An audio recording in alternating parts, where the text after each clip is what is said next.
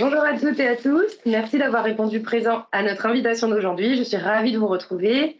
Aurélie Payet, conseillère en offre de services au sein de la direction client de la CGSS. Et au quotidien, j'accompagne et mobilise les entreprises sur l'utilisation des téléservices employeurs. Aujourd'hui, je suis accompagnée de Laurent. Bonjour à toutes et à tous, je suis Laurent Jonzo, conseiller en offre de services itinérants au sein de la direction relation client de la CGSS. Et donc, dans le cadre de mes fonctions, j'accompagne les usagers dans l'utilisation des services en ligne. Durant ce live, je serai votre modérateur.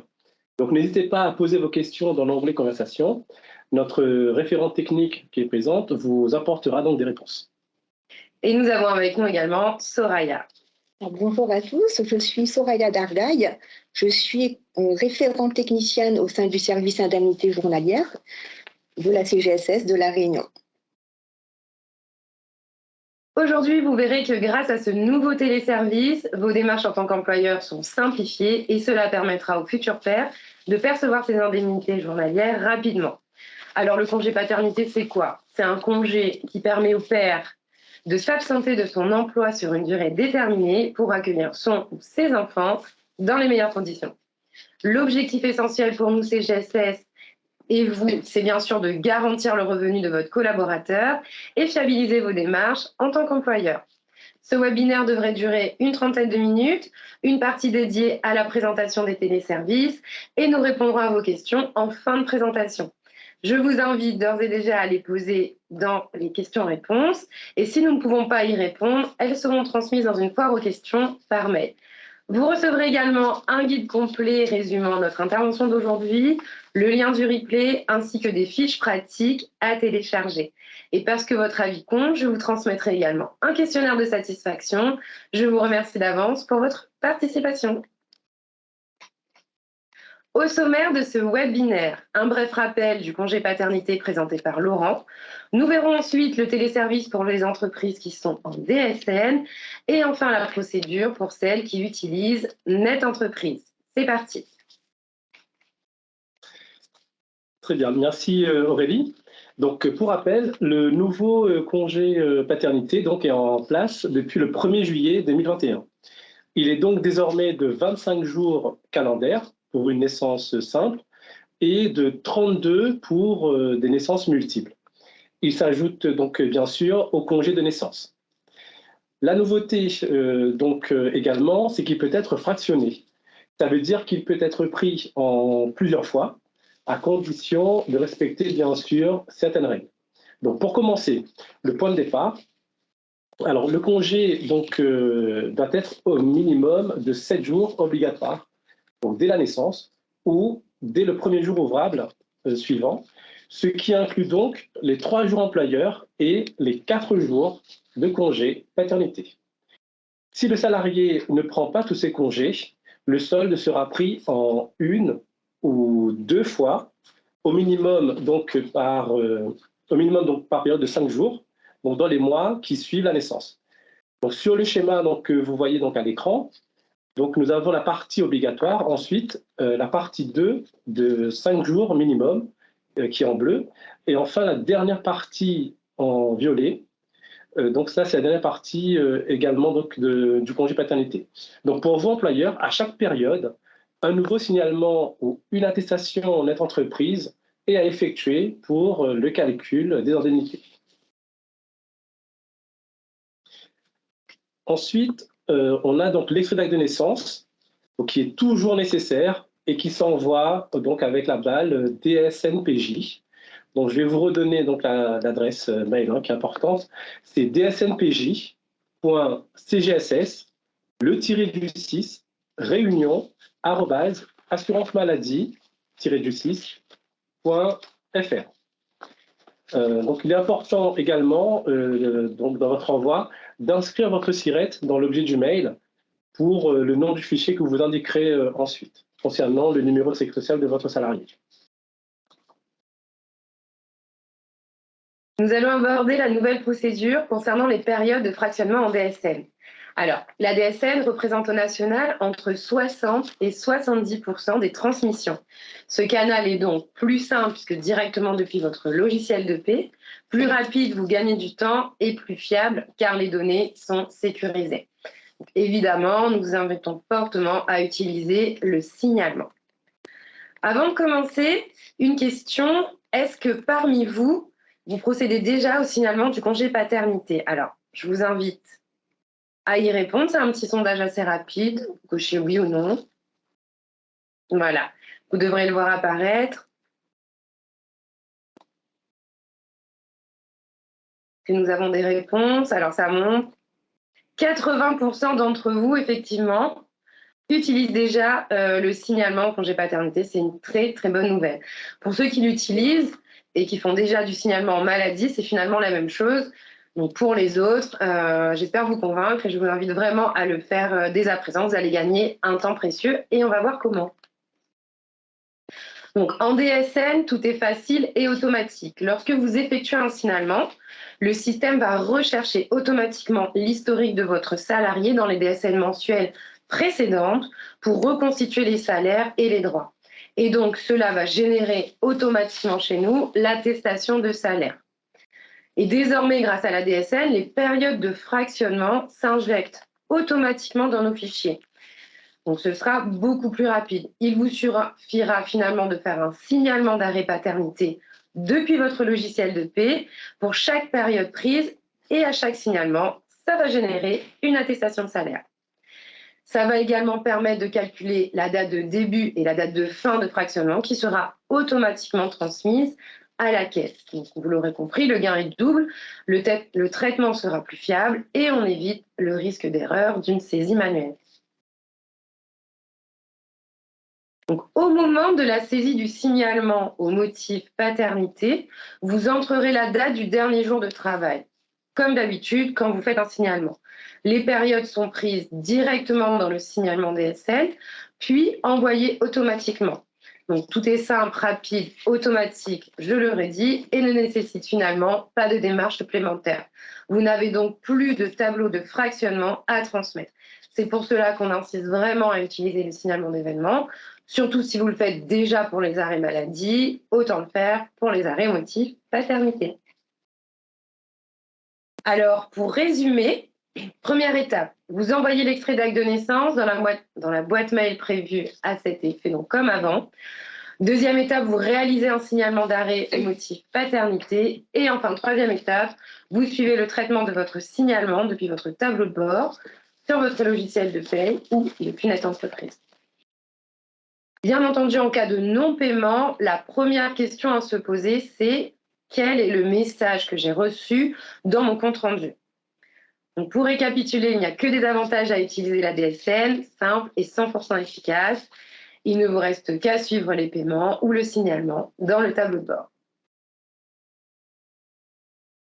Pour les entreprises qui sont dans l'impossibilité d'utiliser le signalement en DSN, vous avez à votre disposition un nouveau téléservice DépôFi pour dépôt de fichiers qui permet de déposer les périodes d'absence sur Net Entreprise.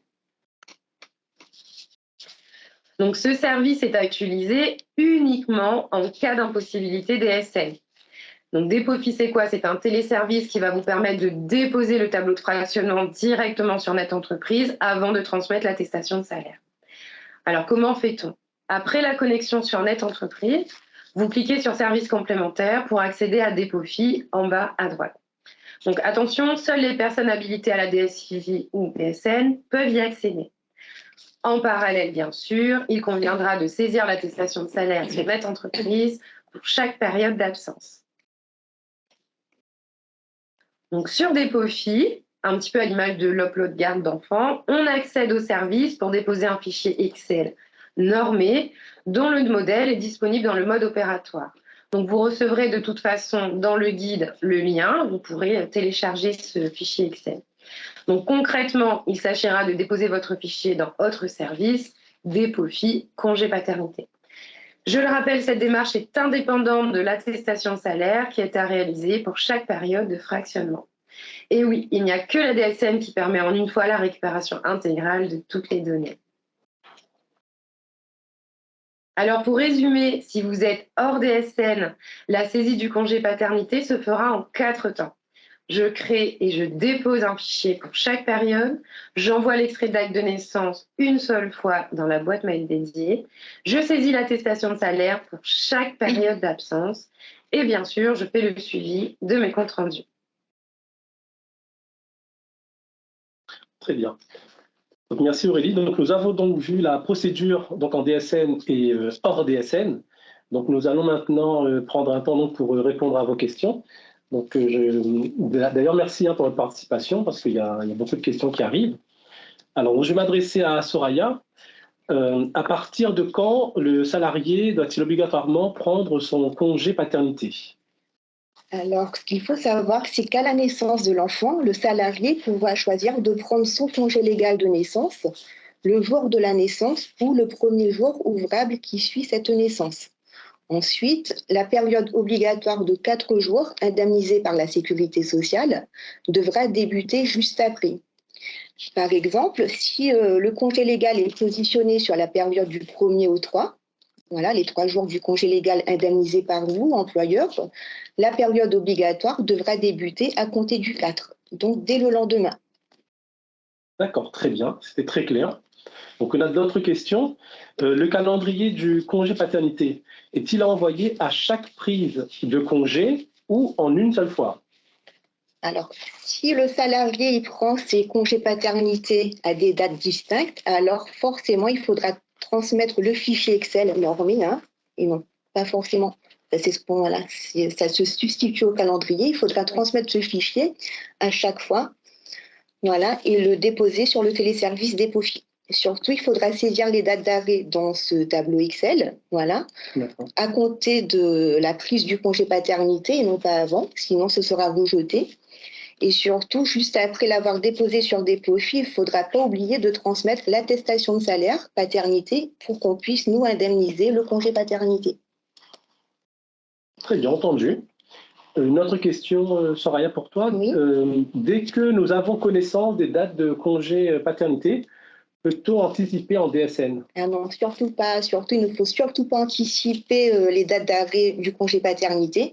Il faudra transmettre le signalement paternité uniquement lorsque le congé paternité aura débuté. Donc dès le premier jour ou après, mais surtout pas avant. D'accord, très bien. Alors, une question qui est souvent posée, quel est le dernier jour de travail à indiquer? Alors, il y a plusieurs possibilités. Alors, pour la période obligatoire de 4 jours, indemnisée par l'assurance maladie, le dernier jour travaillé correspondra au dernier jour du congé légal de naissance. Par contre, si le salarié y prend par la suite des congés paternité distincts, qui correspondent donc aux périodes non obligatoires, alors là, le dernier jour travaillé, ce sera à chaque fois la veille des périodes fractionnées. D'accord. Là, c'est vraiment la définition du dernier jour de travail. Voilà, toujours la veille. Voilà. Très bien. Encore une autre question. Comment remplir donc l'attestation de salaire pour un nouvel embauché? Alors, pour un nouvel embauché, alors ça dépendra. Il y a plusieurs situations possibles. Si l'embauche est intervenue, enfin l'arrêt est intervenu pendant le mois de l'embauche, alors les salaires de référence que l'employeur devra saisir sur Net Entreprise, ce seront des salaires à zéro. Ça signifie en fait, comme le salarié n'a pas du tout travaillé sur la période de référence, les salaires réellement perçus et les salaires rétablis seront à zéro. Par contre, il faudra bien penser à indiquer comme motif de l'absence nouvelle embauche. Ça, c'est vraiment quelque chose d'important. Et voilà, maintenant, en fait, c'est vrai que depuis quelques mois, la réglementation sur la nouvelle embauche, voilà, elle a évolué. Ouais. Les employeurs se posent énormément de questions et on sait qu'ils rencontrent énormément de difficultés. Alors, ce qu'il faut retenir pour que ce soit plus clair, que si sur la période de référence, le salarié n'a pas du tout travaillé chez vous, le salaire réellement perçu et le salaire rétabli seront à zéro. Et indiquer nouvelle embauche au niveau du motif de l'absence sur Net Entreprise. D'accord. Et comment après ce sera calculé? Du coup, on se rapproche, nous, du salarié, hein? Alors, ça dépend si sur la période de référence, Voilà, il y a moins de 150 heures ou moins de 600 heures. Ce sont les conditions, voilà, pour bénéficier du congé paternité. Alors oui, effectivement, on va se rapprocher du salarié pour récupérer des pièces complémentaires, connaître sa situation et voir si on peut, voilà, débloquer son paiement. Il y a effectivement beaucoup de questions. Je vais en poser une du coup. Il y a Christelle qui se demande si on ne transmet plus le tableau de fractionnement au signalement DSL. On ne mentionne que le dernier jour de travail. Comment vous connaissez la date du fin de congé de paternité? Alors, le tableau de fractionnement, il ne faudra surtout plus l'utiliser, hein. Il est destiné uniquement aux employeurs qui n'ont pas de SIRET, c'est-à-dire aux particuliers employeurs. Et pour toutes les entreprises, comme vous avez un SIRET, il faudra impérativement passer par la DSN ou par les attestations sur Net Entreprise si vous êtes dans l'incapacité, excusez-moi, de transmettre vos signalements via la DSN.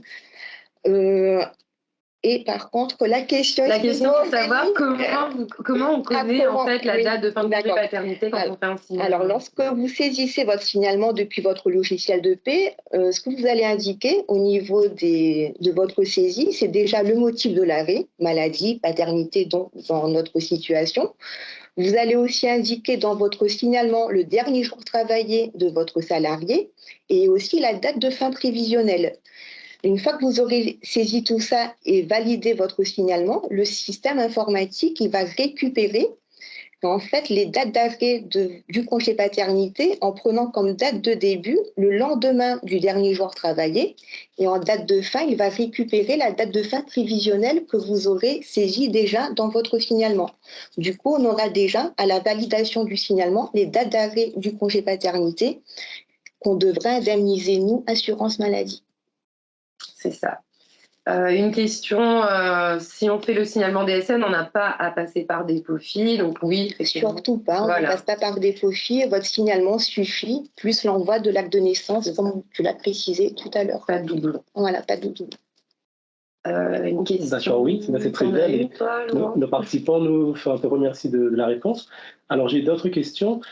Soraya, hors DSN, comment faire pour corriger, donc s'il y a une erreur?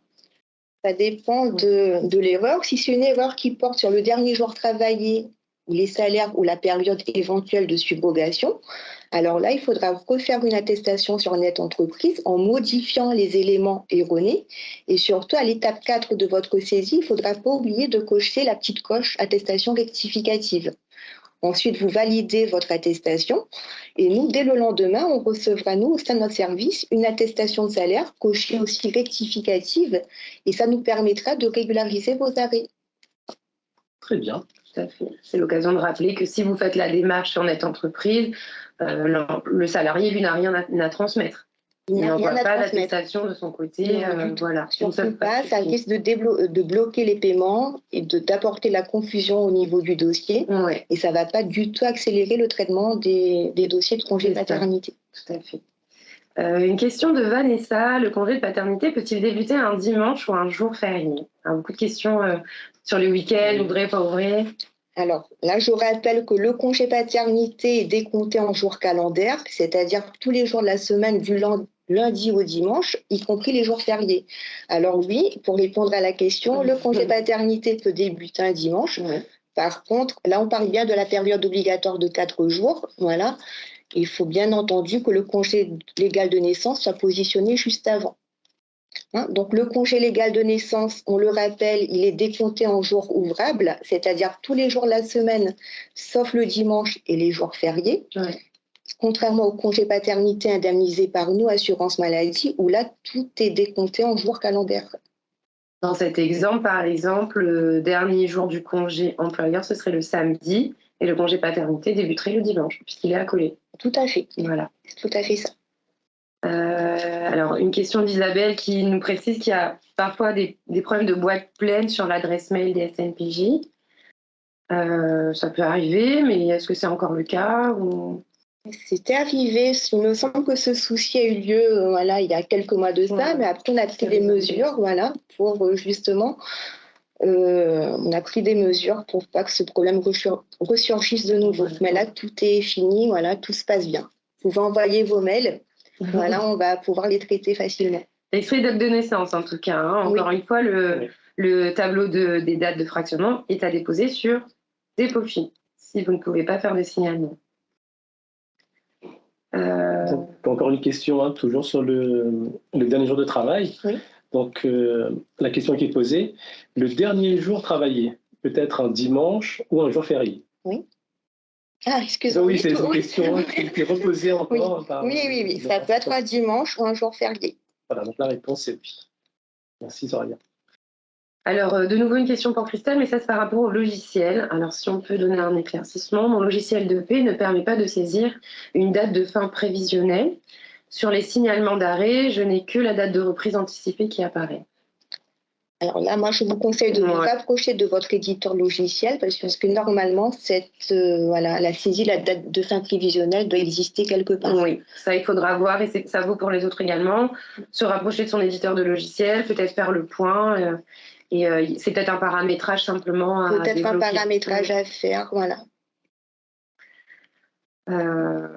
Voilà. Alors, je ne vois pas d'autres questions. N'hésitez pas, hein, c'est le moment. On a la chance d'avoir Soraya si vous voulez poser des questions. Voilà, Christelle nous remercie. Ah, une question sur les apprentis. Est-ce que tu la vois, la dernière question, Laurent? Oui.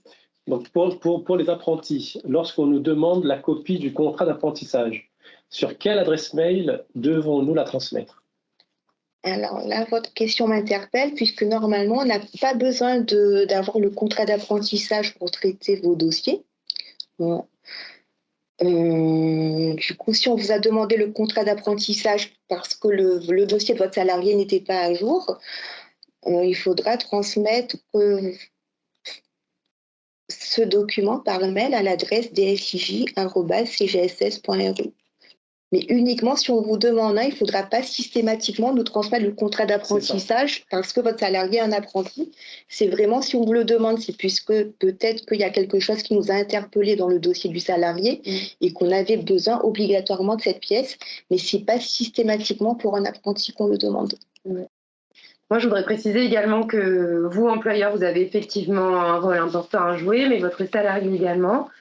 Il doit vérifier sur son compte Amélie la mise à jour de ses coordonnées pour que si on a besoin, on puisse le contacter rapidement. La mise à jour du RIB, du relevé d'identité bancaire, puisqu'on a souvent, on constate que le RIB n'est pas bon, que le paiement est effectué, mais c'est un problème du salarié. Voilà, donc c'est très important qu'il puisse au moins ouvrir son compte Amélie, y accéder. Si nous avons besoin d'informations, on va communiquer sur le site Amélie, son compte personnel. Tout à fait. Alors j'ai une autre question, Aurélie. Oui, il y a plein de questions. C'est de Véronique. Mon salarié prend une période de congé paternité, mais il tombe malade. Comment est-ce géré dans ce cas?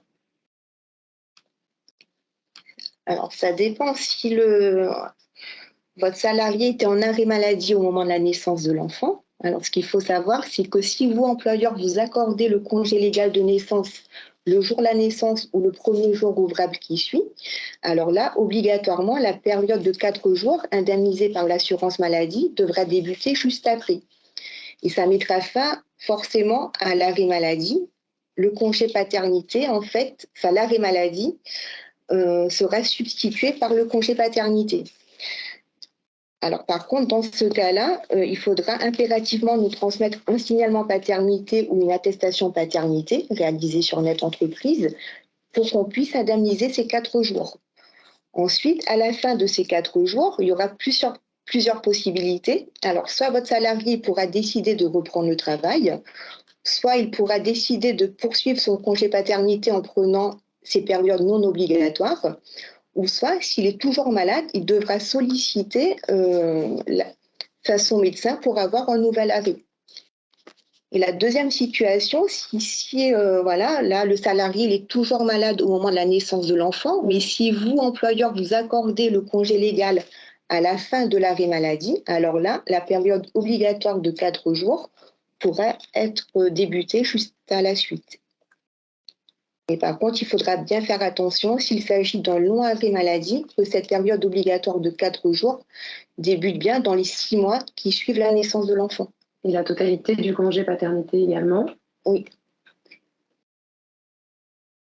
Ouais. C'est assez technique, c'est vrai, Oui, l'arrêt maladie dans le technique, cadre d'un congé paternité. Je vais juste répondre à Stéphanie qui a pris en cours de route parce qu'elle a eu un problème, enfin, si tu veux le rappeler. Elle fait des signalements en DSN et elle voudrait savoir si elle envoie les pièces par mail. Elle a raté le début, hein, c'est pour ça qu'elle repose la question. Bonjour Stéphanie. Alors non, en DSN, la seule pièce par mail qui est attendue, voilà, au niveau de l'assurance maladie, c'est uniquement l'acte de naissance Voilà. et rien de plus. Vous n'avez plus à transmettre de tableau de fractionnement, voilà. Il n'y a que l'acte de naissance et votre signalement. C'est votre signalement qui va générer les dates d'arrêt du congé paternité plus l'attestation de salaire qui va nous permettre, nous, voilà, de débloquer le paiement. Merci Soraya. Et pour rappel, de toute façon, à la fin de ce webinaire, vous recevrez par mail un guide employeur qui reprendra tout ce qu'on s'est dit aujourd'hui, également les adresses mail. Donc vous aurez tout ça par écrit, rassurez-vous. Alors j'ai encore une dernière oui. question concernant donc, le signalement de Laetitia. Bonjour, quand on passe par le signalement, est-ce que la durée de traitement est la même? Le traitement, finalement, l'avantage en fait pour les employeurs qui sont déjà en DSN, c'est que déjà tout est plus simple puisqu'il y a moins de saisies, tout est plus rapide, vos données sont plus fiables et oui, vos arrêts sont traités plus rapidement. Très bien, donc oui. Oui, oui, la réponse est oui. Un grand oui. Merci. Donc, je vais enchaîner puisque le temps avance effectivement, beaucoup de questions. Si jamais d'autres questions n'ont pas pu être répondues, rassurez-vous, on vous fera un mail retour. Merci. Donc, comme je vous le disais, merci Soraya pour tes réponses. Merci à vous. Donc, nous avons préparé un guide pour vous. Vous retrouverez la fiche synthèse qui reprend les démarches à suivre lorsque l'on est en DSN et hors DSN. Et bien sûr, les différents liens web pour retrouver facilement l'ensemble des modes opératoires. Donc, dans ce guide, vous aurez également le lien vers notre tuto YouTube que nous avons réalisé à La Réunion, mais également le replay du webinaire. Et pensez à vous rendre sur amélie.fr, rubrique entreprise. Vous pourrez retrouver l'ensemble des éléments de la législation en détail et bien sûr tous les sujets de l'assurance maladie pour vous, employeurs. Nous mettons à votre disposition plusieurs contacts utiles également, la base de connaissances de Net Entreprise, où vous pourrez retrouver les différents modes opératoires, les coordonnées téléphoniques de l'assistance Net Entreprise. Je vous rappelle que pour le suivi, le premier réflexe à avoir est bien sûr de vérifier son tableau de bord et les comptes rendus. Votre salarié peut et doit vérifier sur son compte Amélie également pour le suivi des paiements et de son dossier. Et enfin, si vous pratiquez la subrogation, vous pourrez effectivement contacter la plateforme de service au 36 46. Voilà, notre webinaire touche à sa fin. Je souhaiterais remercier Soraya d'avoir participé, c'était un vrai plaisir. Et bien sûr à toute l'équipe pour l'organisation du webinaire. Je vous remercie également pour votre participation active et ce temps d'échange. Je vous invite à compléter le questionnaire de satisfaction que vous allez recevoir car votre avis compte. Et bien sûr, restez connectés et je vous dis à très bientôt pour un prochain temps d'échange. Très belle journée à tous et à toutes.